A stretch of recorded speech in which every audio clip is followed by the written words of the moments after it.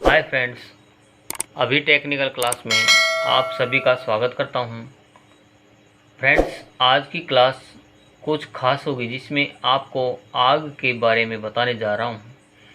आप इस वीडियो को शुरू से अंत तक देखना और यह आपको अच्छा लगे तो लाइक, शेयर और सब्सक्राइब ज़रूर करना। तो दोस्तों आइए अब हम आगे चलते हैं तो जानेंगे आग के बारे में। तो आग मानव जीवन का एक अभिन्न अंग है।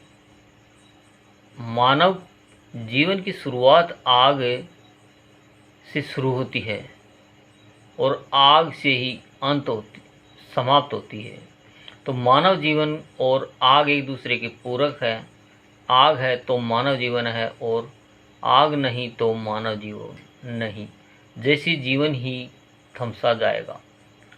तो आइए दोस्तों आग के बारे में जानते हैं। आग होती क्या है। यदि हम फ्यूल और ऑक्सीजन को हीट दे देते हैं, यानी कि गर्मी दे देते हैं, ताप दे देते हैं, तो आग उत्पन्न हो जाती है। अर्थात ये तीनों चीज़ें फ्यूल, ऑक्सीजन और हीट या तापमान तीनों एक साथ मिल जाएं तो आग उत्पन्न हो जाती है। तो देखते हैं दोस्तों आग के प्रकार, ये कितने प्रकार की होती है, इसे हम देखते हैं कि आग कितने प्रकार की होती है। आग को 4 श्रेणियों में रखा गया है। तो पहली श्रेणी है नंबर 1 ए क्लास फायर, दूसरी है बी क्लास फायर, तीसरी है सी क्लास फायर और चौथी है डी क्लास फायर। इस 4 प्रकार की में रखा गया है। इसे एक श्रेणी में, बी श्रेणी में, सी श्रेणी में और डी श्रेणी में बांट दिया गया इसको। तो दोस्तों आइए हम देखते हैं कि इनको किस प्रकार से बांटा गया है। तो देखते हैं दोस्तों ए क्लास फायर अर्थात ए श्रेणी की आग, यह आग कार्बनिक पदार्थ जैसे लकड़ी, कागज़, कपड़ा आदि के जलने से लगती है।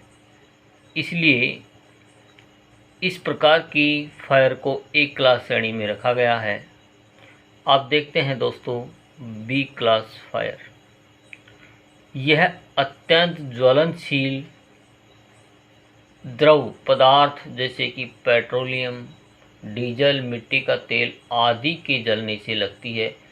इस प्रकार की आग को हमने बी श्रेणी की में रखा गया है। अब हम देखते हैं, आगे चलते हैं। नेक्स्ट पॉइंट हमारा थर्ड है, तीसरा है। इसमें सी क्लास फायर अर्थात सी श्रेणी की आग है। यह आग विद्युत शॉर्ट सर्किट होने से लगती है। इसे इलेक्ट्रिक फायर भी कहते हैं। इसे सी श्रेणी में रखा गया है अर्थात ये आग सी श्रेणी में आती है। अब नेक्स्ट पॉइंट है चौथा, डी क्लास फायर, डी श्रेणी आग। यह आग रासायनिक पदार्थ जैसे aluminium powder, potassium, magnesium, sodium आदि अन्य ज्वलनशील धातुओं में लगी आग होती है। इसलिए इसे डी क्लास फायर या डी प्रकार की श्रेणी में रखा गया है। ये तो होगी हमारी आग की श्रेणियाँ, किस प्रकार की आग लगती है, कैसे कैसे लगती है, किस किस में आग लगती है, उनको उन्हीं के अनुसार 4 श्रेणियों में रख दिया। श्रेणी ए, श्रेणी बी आग, श्रेणी सी आग और श्रेणी डी आग। अब हम इसको बुझाने के उपायों के बारे में बताने जा रहे हैं। अब हम देखते हैं इसको बुझाने के साधन।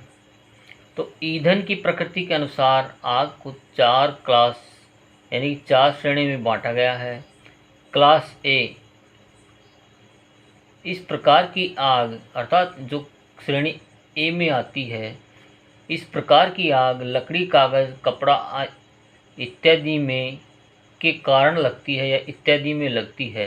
तो इस आग को को समन अर्थात बुझाने का कौन कौन सा साधन, इस आग को किस प्रकार से बुझाया जाता है, जो बुझाने का जो तरीका है उसे समन कहते हैं ना। तो क्लास ए की आग को बुझाने के लिए जल की तेज धारा आग के आधार पर डालनी चाहिए। इससे तापमान कम होगा और आग पर नियंत्रण हो जाएगा। अब आती है हमारी क्लास बी। इस प्रकार की आग को बुझाने के लिए कार्बन डाइऑक्साइड के द्वारा एक चादर सी बिछा देनी चाहिए, जिससे ऑक्सीजन रुक जाती है और आग बुझ जाती है। अर्थात उस आग में जहाँ पे आग लग रही है उसको ऑक्सीजन मिलना बंद हो जाती है, तो आग अपने आप बुझ जाती है। क्योंकि ऑक्सीजन स्वयं ज्वलनशील तो नहीं है, लेकिन जलने में सहायता करती है या सहायक है। बिना ऑक्सीजन के तो आग लगेगी ही नहीं। इसलिए जब ऑक्सीजन मिलना बंद हो जाएगा तो आग अपने आप बुझ जाएगी। अब आती है श्रेणी सी अर्थात क्लास सी प्रकार की आग को बुझाने का साधन। इसी क्लास की आग को बुझाने के लिए हेलोन सीटीसी फायर एक्सटिंग्विशर का प्रयोग किया जाता है। इसे एक पीतल से बने सिलेंडर में भरा जाता है एवं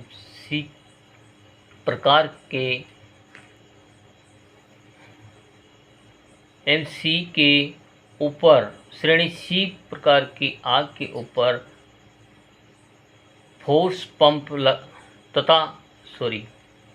एवं सिलेंडर के ऊपर फोर्स पंप लगा होता है, जिसे हैंडल से दबाने पर तरल पदार्थ के रूप में बाहर निकलता है, जो आग बुझाने का कार्य करता है। अब आता है क्लास डी। इस प्रकार की आग को बुझाने के लिए कार्बन ड्राई पाउडर का प्रयोग किया जाता है। दूसरा पॉइंट है इसका, सीटीसी एक्सटिंग्विशर का प्रयोग भी किया जाता है। थैंक्स।